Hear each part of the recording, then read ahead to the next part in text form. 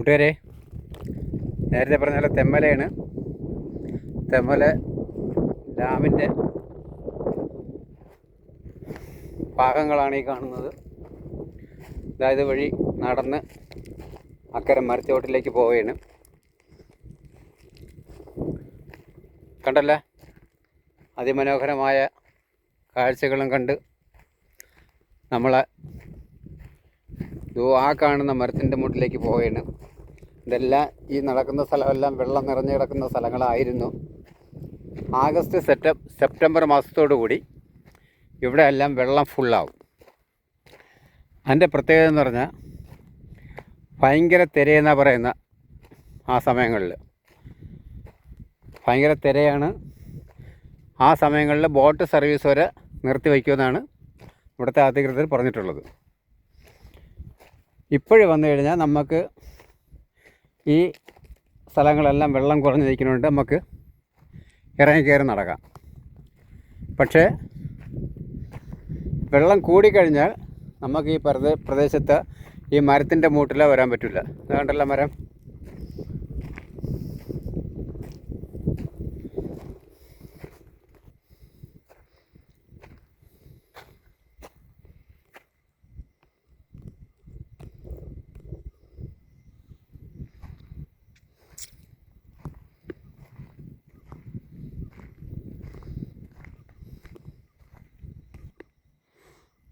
ഇതാണ്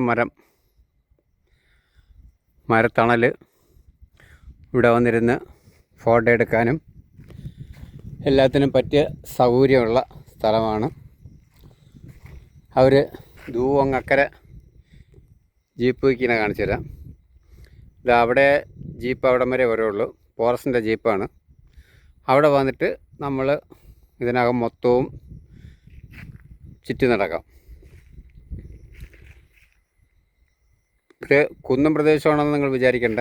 ഇതെല്ലാം വെള്ളം കയറി നിറയുന്ന സ്ഥലങ്ങളാണ്. ആഗസ്റ്റ് സെപ്റ്റംബർ മാസത്തോടുകൂടി ഇവിടെയെല്ലാം വെള്ളം കയറി നിറയും.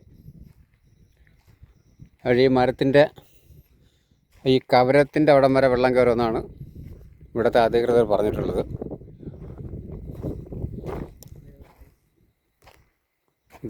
ഇതുവഴി നമുക്ക് ഡാം കാണാം.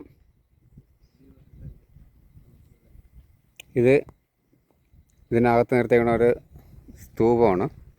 ഈ സ്തൂപത്തിൻ്റെ മുക്കാഭാഗം വരെ വെള്ളം കയറുമെന്നാണ് പറയുന്നത്. ആ സ്തൂപത്തിൻ്റെ അടുത്തൂടെ തന്നെ നമുക്ക് ഡാം കാണാൻ കഴിയും. അതാണ് ഡാം.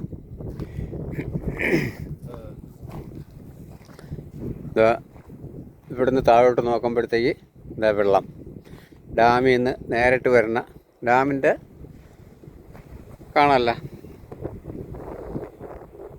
അപ്പം അത് ഡാം. അവിടെ നിന്ന് ഈ കണക്ക് മാത്രമേ ഇപ്പം വെള്ളമുള്ളൂ. ബാക്കിയെല്ലായിടവും വെള്ളം വറ്റി കുന്നായിരിക്കുകയാണ്.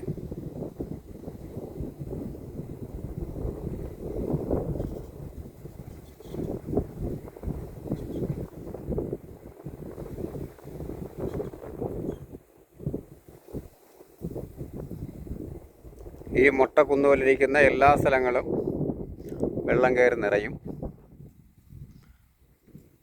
ആ വെള്ളം കയറി നിറയുന്നതിന് മുമ്പേ ഈ സ്ഥലങ്ങളെല്ലാം കാണാൻ പ്രിയപ്പെട്ട കൂട്ടുകാരെ നിങ്ങളെ ഞങ്ങൾ സ്വാഗതം ചെയ്യുന്നു.